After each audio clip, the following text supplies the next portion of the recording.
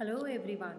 To continue our topic number system, today we are going to discuss about the properties of rational numbers. So first let us have a recap of what we have learned in the previous video. So we had learned about the real numbers, which are all the positive, negative and fractions, plus the decimal numbers we have all heard about till now, and they are also called rational numbers. Along with the rational numbers we have studied about the irrational numbers, and they are usually decimals. They do not terminate or repeat, that is, they do not end or the digits don't repeat themselves, and we have discussed the example of pi and the square root of non-perfect squares. So, properties. Do you know what do you mean by properties? Yeah, the property of anything is which is true for it in any situation. For example, the property of iron is always the same. The color of iron is grayish, its melting point, boiling point, they all remain the same. So you study the property of material also. So same way the properties of numbers also remains constant. So, for rational number, we are going to learn four properties. First is distributive property, commutative property, associative property, identity properties of 1 and 0. Commutative property. What is commutative property? We commutate when we go back and forth from work to home. So in algebra term, commutative means when we swap the place. So it means if we will swap the place of any two digit in addition and in multiplication, we will get the answer same. See, here in the example, you can see x plus y and y plus x. If we will swap the places of y and x, we will get the answer same. It also works for multiplication too.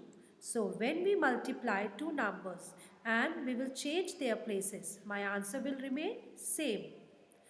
Okay, now distributive property. So to distribute means you are that is a thing is occurring throughout an area. If I distribute something over a group of people, then I'm giving each of that thing to everyone. So in algebra, the distributive property means the variable outside the parenthesis or the bracket will occur throughout the terms inside it. So whatever is outside the bracket will be multiplied with every term inside the bracket. For example, if we have 4 multiplied by 2x plus 3, 4 will be distributed to 2x also, and 4 will be distributed to 3 also, and we will get the answer as 8x plus 12. Also, the distributive property is using the variables is this: x into y plus z is equal to x will be distributed to y and x will be distributed to z. So, xy plus xz.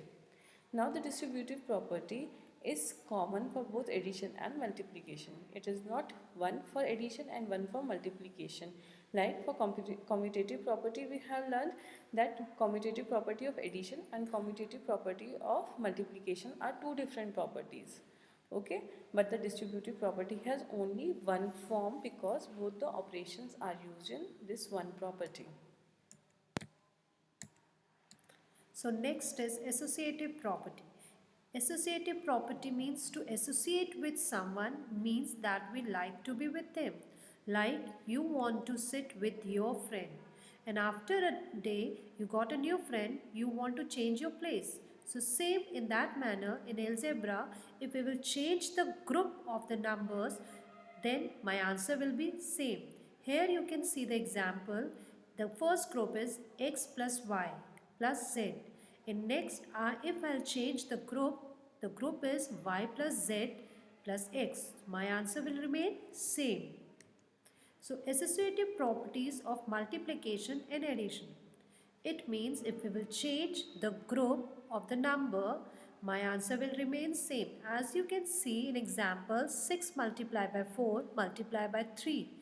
It will be equal to when I change the group. So 6 multiplied by 4 multiplied by 3. Here I have changed the group 6 multiplied by 4 to 4 multiplied by 3.